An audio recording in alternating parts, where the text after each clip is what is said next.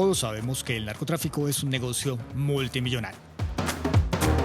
Tanto que en 1989 la revista Forbes declaró a Pablo Escobar el séptimo hombre más rico del mundo.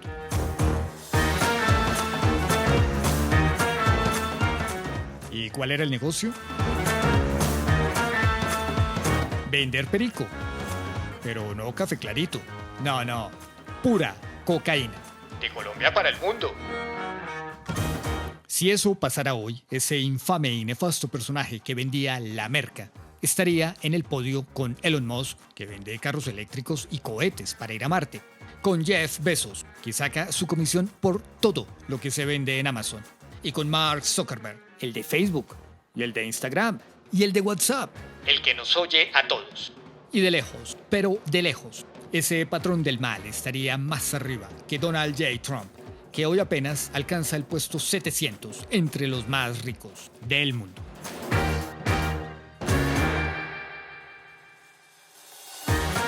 Pero eso es poco, porque lo que nos interesa hoy no es quién vende perico, sino quiénes lo combaten, porque esos sí que ganan plata. Y es que, ¿sabían ustedes que hay gente que gana más plata que los que venden cocaína? Sí, los que la combaten, los que luchan contra ella. Esos sí que facturan en serio. Hoy, en este episodio de su podcast preferido, Mono León, les voy a mostrar por qué si el narcotráfico deja semejante estela de muerte, violencia y corrupción, ¿no legalizan la cocaína? Y van a ver que no la legalizan no porque mate gente por sobredosis en los United. No la legalizan es porque para ciertas empresas gringas combatir el narcotráfico es muchísimo mejor negocio que el mismo narcotráfico. Y lo mejor para ellos, nadie los quiere meter a la cárcel y la plata es legal.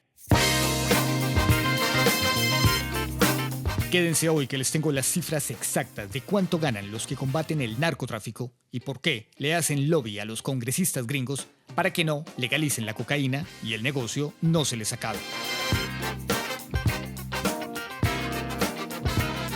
Es que a veces la enfermedad de un pobre cristiano es un saludable negocio para que otros se enriquezcan.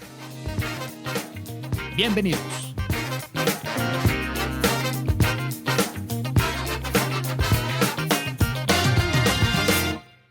La guerra contra las drogas resulta ser tan rentable como el propio narcotráfico. Sí, así como suena. Y los grupos económicos que reciben millones como contratistas para combatirla presionan en las altas esferas del poder a gobiernos, congresos, legisladores para que no se legalicen las drogas. ¿Y por qué lo harían? Porque perderían un negocio redondo. Escuchen esto. El costo anual de la llamada lucha contra las drogas se estima en $100.000 millones. Y según las Naciones Unidas, el mercado global de las drogas ilegales mueve $330.000 millones al año. Y para entender lo que es gastarse $100.000 millones al año en la lucha contra las drogas, imagínense esto. Todo el presupuesto de educación en Colombia para 2024 fue de más o menos $18.000 millones. El de salud va también por ahí, unos $15.000 millones. Y el de defensa, con tanques, helicópteros artillados y soldados, sumó $15.000 millones más. Ahora imaginen esto, lo que se gasta el mundo cada año combatiendo las drogas alcanza para pagar todos esos tres presupuestos juntos, salud, educación y defensa, y todavía sobran $50.000 millones. Así que si usted pensaba que el narcotráfico es un negociazo, espere para ver cuánto ganan quienes dicen combatirlo. Porque combatir las drogas es casi tan lucrativo como venderlas. Y con calma, porque les tengo unas cifras de unas fuentes que uno mismo no cree que hasta las Naciones Unidas hagan esas cuentas. Ahora bien, varios estudios serios han demostrado que si se legalizaran las drogas, se rompería la estructura criminal y los costos de persecución y judicialización caerían al mínimo. La Comisión Global de Políticas sobre Drogas, sí, existe y tiene peso internacional, dijo en su página web literalmente: la guerra contra las drogas ha fracasado y criminalizar no reduce el consumo. Y hay algo más. Los datos muestran que las ganancias del negocio, que son enormes precisamente porque es ilegal, terminan entrando al sistema legal a través del lavado de dinero. ¿Y eso qué implica? Que si se legalizan las drogas, algunos conglomerados financieros, llámense los grandes bancos, perderían muchísimo. Así que la ilegalidad les conviene, no por moral, no por salud pública, por plata.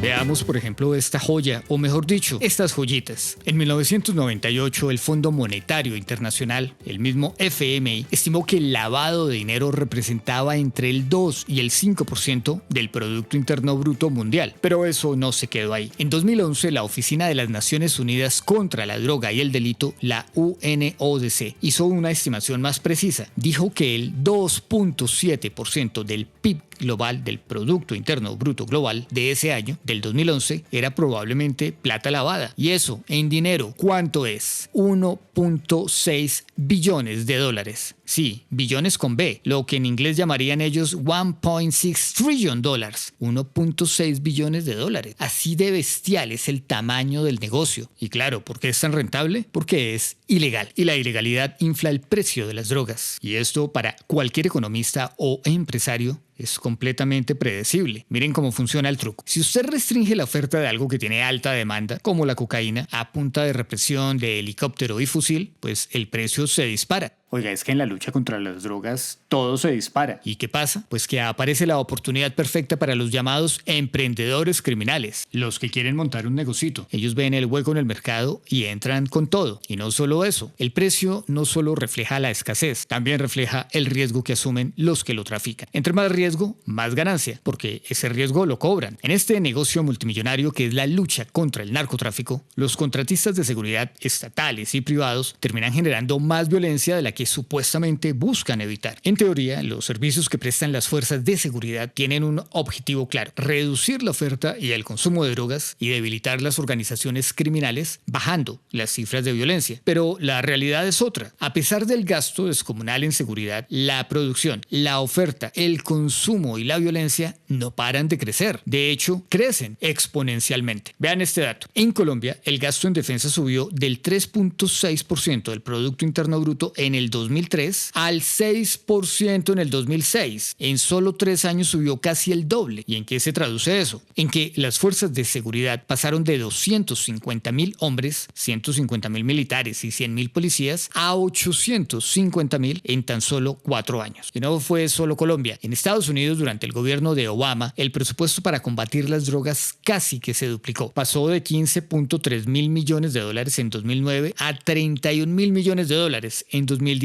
Oigan esto, desde 2008 los contribuyentes estadounidenses han aportado con sus impuestos, por supuesto, 213 mil millones de dólares a través de la llamada Estrategia Nacional de Control de Drogas. Eso incluye plata para policías, tratamiento, prevención y, por supuesto, la lucha contra el narcotráfico.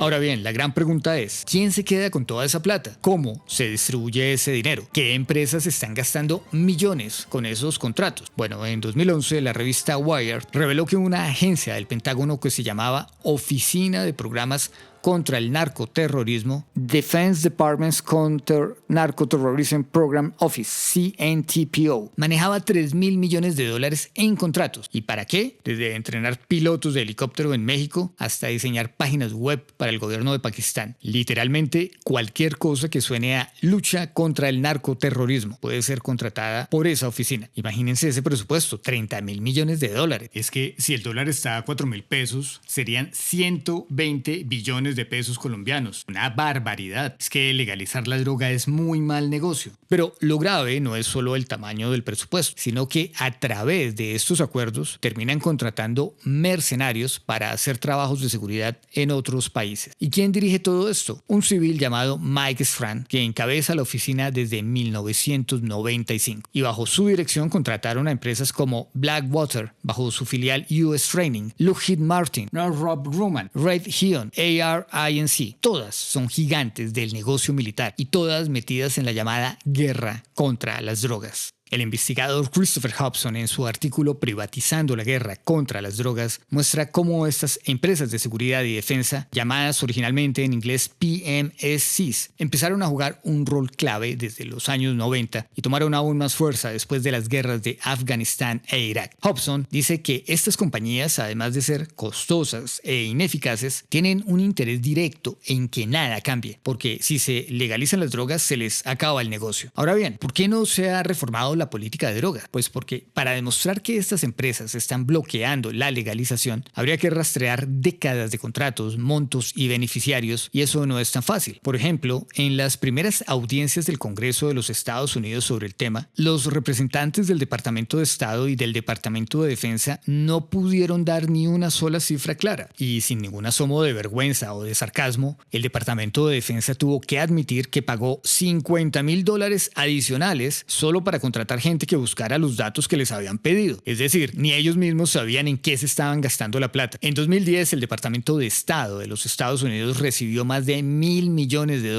para asistencia antinarcóticos internacional. El 90% de esa plata fue solamente para 5 países: México, Afganistán, Colombia, Perú y Bolivia. Y ahí hay 2 de los países desde donde nos escuchan, Colombia y México. Por supuesto, es que compartimos algunas cosas más, además de la pasión por las rancheras y la cumbia.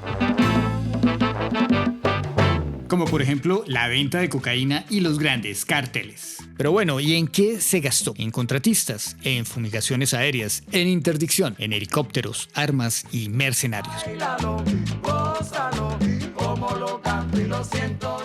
Entre 2005 y 2009, solo en América Latina, Estados Unidos gastó más de $3,100 millones en contratos antidroga. Después de 50 años de guerra contra las drogas, con un mercado ilegal que sigue vivo y más lucrativo que nunca, Hobson concluye que estas empresas de seguridad son uno de los mayores obstáculos para la reforma. Y escuchen esto: del total de la famosa ayuda de Estados Unidos a Colombia entre 2000 y 2008, el llamado Plan Colombia, que fueron $6,100 millones, el 70% se gastó en equipo militar y contratistas. ¿Y quién fue el gran beneficiado? DynCorp. Es que eso de echar bala vale plata. En 2002, Estados Unidos contrataba 11 empresas privadas para tareas antidroga. En 2006 ya no eran 11, eran 25. Solo entre 2005 y 2009 gastaron $1,900 millones en contratos solo en Colombia. Es que $1,900 millones y tantos pensando en cómo solo $1,000,000 les arregla el mes. ¿Qué harían ustedes con $1,000,000? Yo le cambio las llantas a la bici.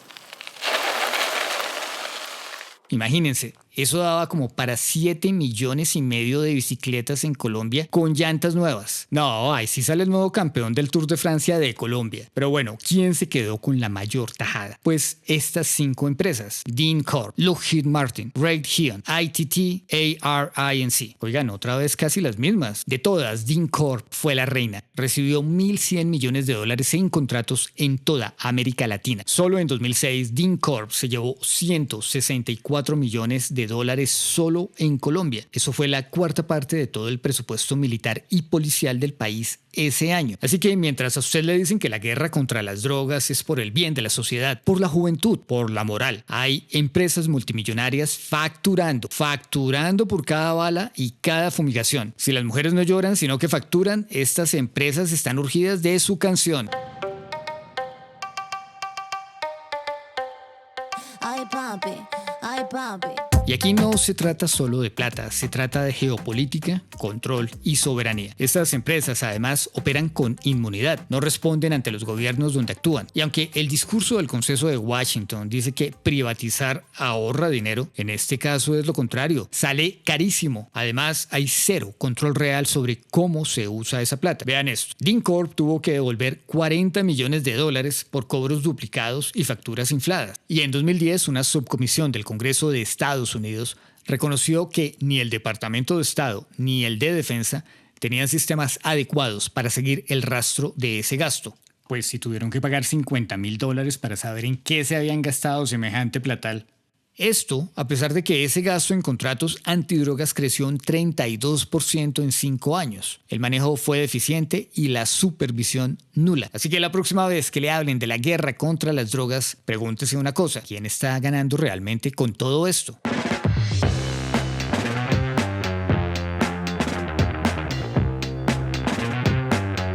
Si la ropa se lava con FAB, la plata se lava con bancos.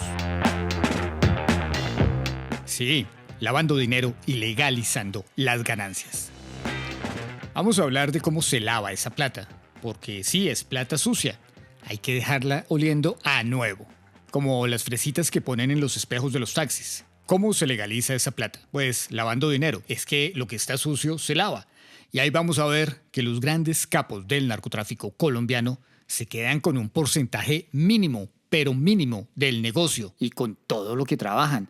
Imagínense, es que la pirámide del capitalismo les da duro hasta ellos. Ah, y hablando de pirámides y capitalismo, si no han escuchado el capítulo de derecha e izquierda, búsquenlo, está buenísimo, no se lo pierdan. Ya hemos hablado de los contratos multimillonarios que reciben empresas militares privadas para combatir el narcotráfico. Y eso, claro, nos deja una pregunta en el aire. ¿Será que parte de la negativa del gobierno de Estados Unidos para legalizar las drogas no viene del tema moral ni de salud pública, de cuidar la vida de esos ciudadanos que les gusta soplarse ese polvo maldito por las ñatas? Y es que hay que ser muy osado para eso. Polvo de ladrillo, gasolina, estiércol de marrano. Todo eso le echan esa vaina. ¿No será entonces que parte de la negativa del gobierno de Estados Unidos a legalizar las drogas no es otra cosa que unos intereses particulares? Intereses como los de esas empresas contratistas. Para saberlo con certeza habría que investigar 3 cosas. ¿Quiénes son los contratistas? ¿Cuánto valen sus contratos? Y si han hecho lobby en el Congreso de los Estados Unidos para mantener viva la guerra contra las drogas.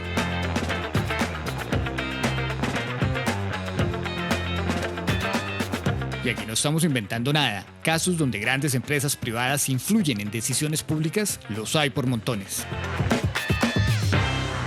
Por ejemplo, ahí está la Asociación Nacional del Rifle Gringa, la famosa NRA, haciendo lobby para que no haya restricciones al porte de armas, ni siquiera a rifles automáticos y semiautomáticos, a pesar de que en Estados Unidos ya es casi normal ver tiroteos masivos cada mes. ¿Les parece exagerado? Pues hay más. The New York Times, ese diario súper prestigioso, lo tituló así: La pelea en Colombia por ponerle impuestos a las bebidas azucaradas. ¿Y quién estaba detrás de esa pelea? Grupos económicos con mucho poder haciendo lobby en el Congreso para que no se le cobraran impuestos a las gaseosas, a pesar de que eso ayudaría a mejorar la salud pública y reducir enfermedades como la diabetes, que son costosísimas para el sistema de salud. Y eso no lo digo yo. Hay congresistas que confesaron de forma anónima que hubo sobornos para frenar esa propuesta. Ahora piense, ¿cuánto le cuesta un paciente con diabetes al sistema de salud en Colombia? ¿Y cuánta plata se pudo haber ahorrado con una política seria? Ahí es cuando hablamos de la democracia secuestrada por el capital. El problema de fondo es este: las grandes corporaciones, con su poder financiero casi infinito, están torciendo el sentido original de la democracia.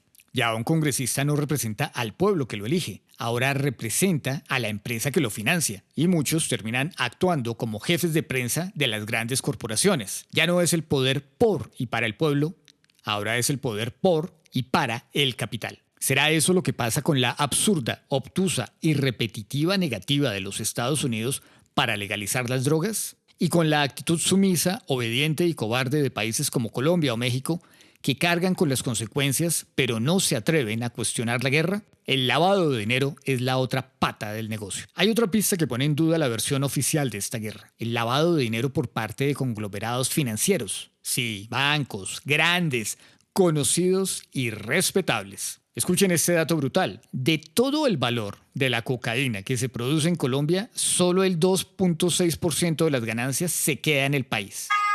Sí. Atención. Solo el 2.6% de las ganancias millonarias de la cocaína se quedan en Colombia. El 97.4% restante se lo llevan las mafias internacionales que lavan ese dinero en los bancos de los países consumidores. Ahora piensen esto con calma. Si el mercado anual de drogas ilegales mueve 330.000 millones de dólares y gran parte de esa plata se lava a través del sistema bancario, ¿cuánto perderían los bancos si se legalizan las drogas? ¡Tarantarán! Sí, porque si la droga fuera legal, esa plata ya no pasaría por el lavado, sino que iría directo al Estado vía impuestos. Y es que los bancos lavan, pero no pagan. Escuchen esta historia.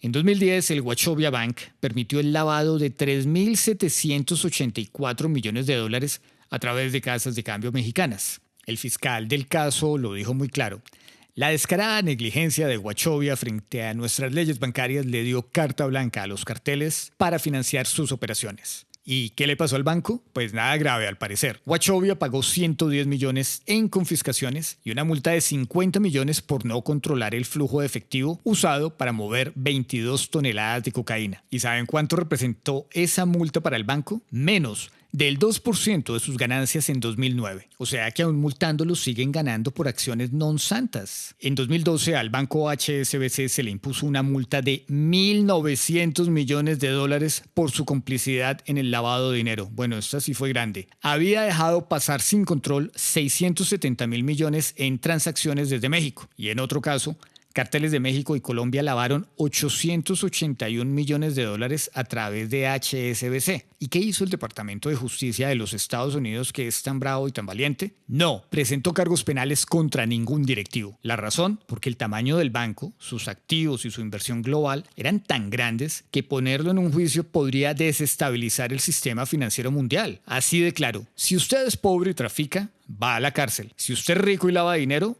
lo multan y... Ay papi, ay papi.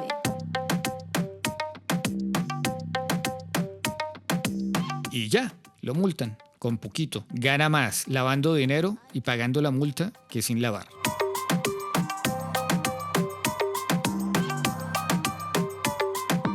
Ahora bien, ¿recuerdan esa crisis económica del 2008 ocasionada por la burbuja inmobiliaria de los Estados Unidos? Pues el lavado de dinero salvó a los bancos de la crisis de 2008. Y esto no es una historia de conspiración sacada de tabloides baratos o cuentas de Instagram con noticias falsas. No, esto, que el lavado de dinero salvó a los bancos de la crisis de 2008, lo dijo Antonio María Acosta, director de la Oficina de las Naciones Unidas contra la Droga y el Delito en ese momento. Un representante de las mismísimas Naciones Unidas diciendo hubo fuertes indicios de que los fondos del narcotráfico y otras actividades criminales fueron el único capital líquido disponible para algunos bancos durante la crisis de 2008. Es decir, los préstamos entre bancos en plena crisis financiera global se financiaron con plata del narcotráfico en dicha época. Y hay señales claras de que algunos bancos se salvaron gracias a ese dinero.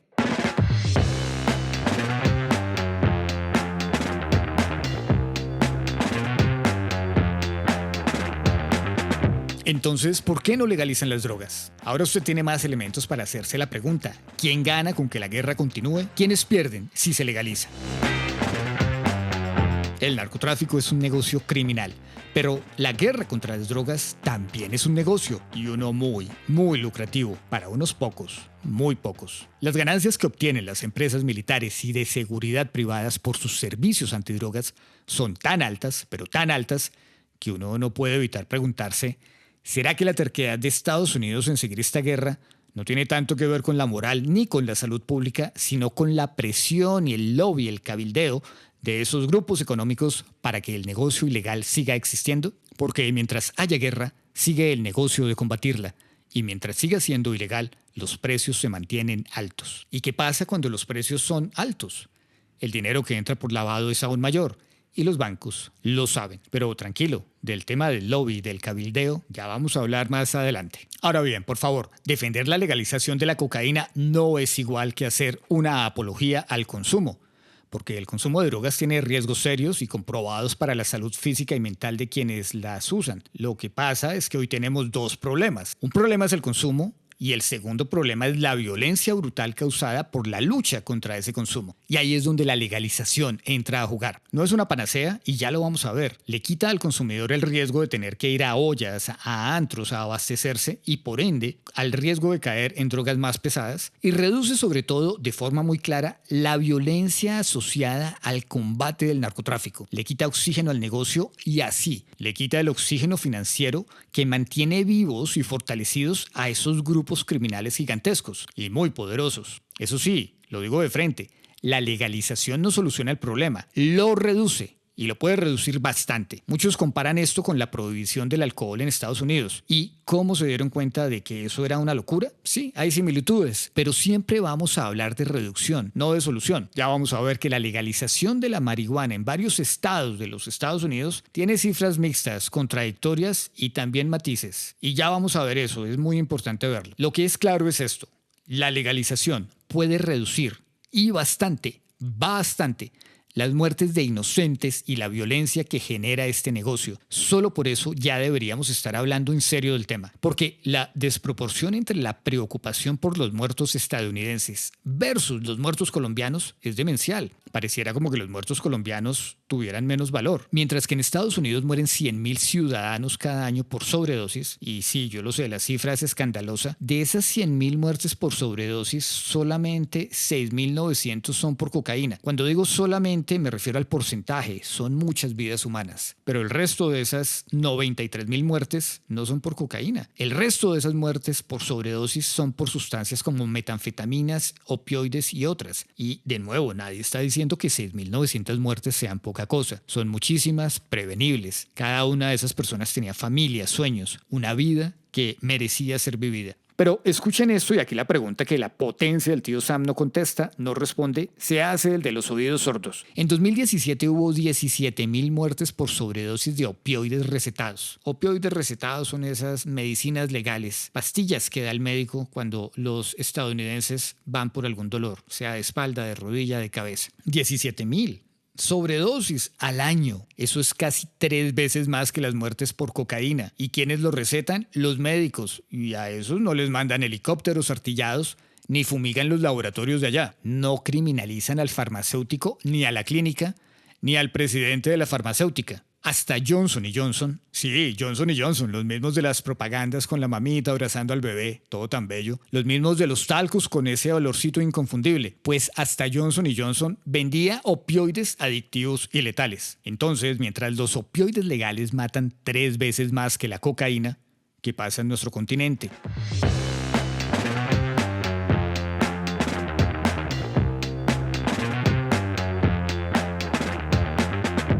Colombia, entre 1958 y 2013, murieron 220.000 personas por el conflicto armado, un conflicto claramente alimentado por el narcotráfico.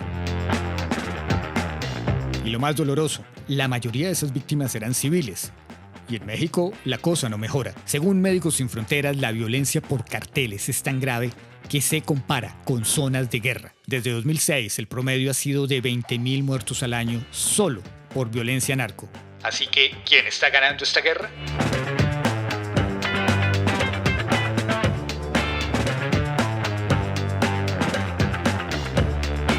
El fracaso más costoso de la historia. ¿Saben ustedes cuánto costó la Segunda Guerra Mundial?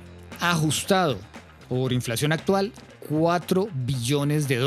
Fueron solamente 4 años entre 1941 y 1945, desde que Japón atacó a Pearl Harbor y el presidente Roosevelt pidió al Congreso el 8 de diciembre de 1941 una declaración de guerra por el ataque vil y no provocado. Una guerra declarada con solemnidad, un antes y un después en la historia. Pero vean esto, el 17 de junio de 1971, el presidente Richard Nixon hizo otra declaración solemne. La guerra contra las drogas. Desde ese día hasta hoy, esa guerra ha costado $1 billón.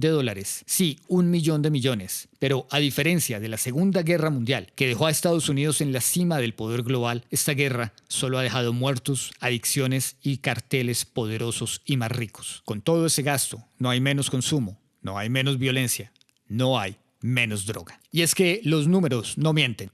Según la Agencia de Salud Mental y Abuso de Sustancias de los Estados Unidos, para 2019, el número de consumidores de drogas subió un 13% entre mayores de 12 años, alcanzando su punto más alto en 40 años. En un solo año, de 2019 a 2020, las muertes por sobredosis pasaron de 70.630 a 90.000 personas. 90.000, una ciudad entera. Así que seamos claros, la apuesta de $1.000 millones ha sido un fracaso rotundo. Stop that.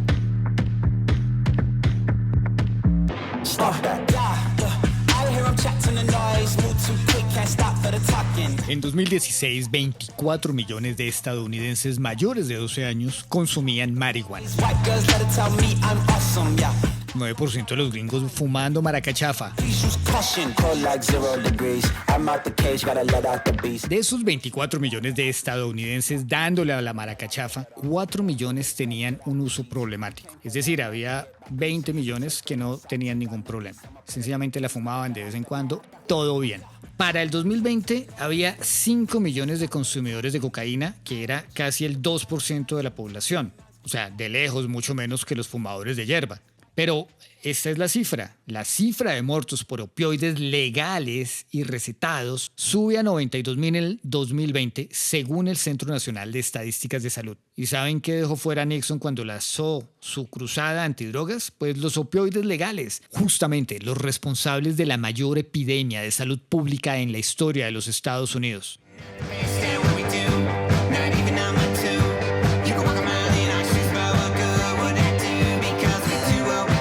Son 3 generaciones pagando una guerra fallida.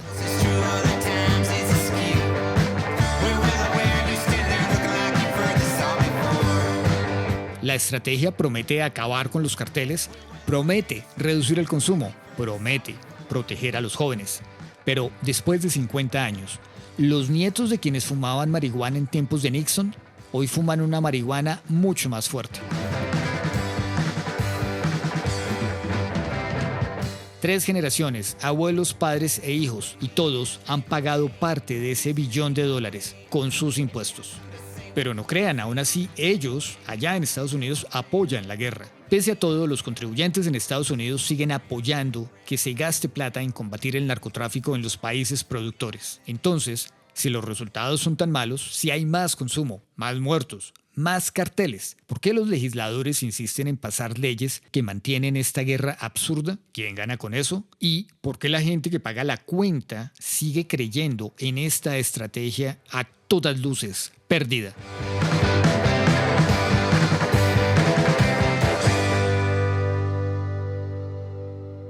Muchas gracias por haber estado aquí esta media hora. No se pierdan nuestro próximo episodio, ¿por qué Estados Unidos no legaliza la cocaína? Y en nuestro próximo episodio vamos a ver qué dicen los candidatos a la presidencia de la República de Colombia sobre este tema. Y es que sí, hay un par que dicen que hay que prohibirla a toda costa. Si hay que echar bala, que la echen. Y uno de ellos, y ojo a esto, es doctor en economía, PhD, y en pleno debate dijo que él no legalizaría la cocaína porque no quería que le vendieran drogas a sus hijos en el colegio. Y doctor en economía, ¿ah? Y uno pensaría que entiende muy bien aquello de la oferta y la demanda. Porque claro, como la droga es ilegal, se mete al colegio. ¿Pero a usted alguna vez le vendieron Club Colombia o Aguardiente del Valle en el recreo? ¿En el salón de clase? No, ¿cierto? Lo ilegal se trafica. Así de simple. Pero bueno, vamos a ver qué dice cada candidato. Y además les tengo unas cifras que se van a ir para atrás. Por supuesto, no vamos a dejar por fuera el famoso Plan Colombia, ese plan que trajo helicópteros artillados, contratos millonarios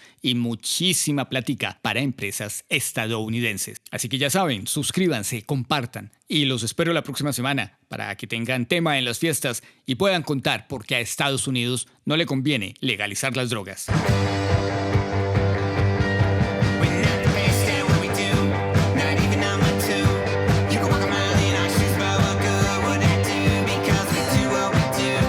Ganan un dineral combatiéndolas. ¿Quién va a soltar ese cheque?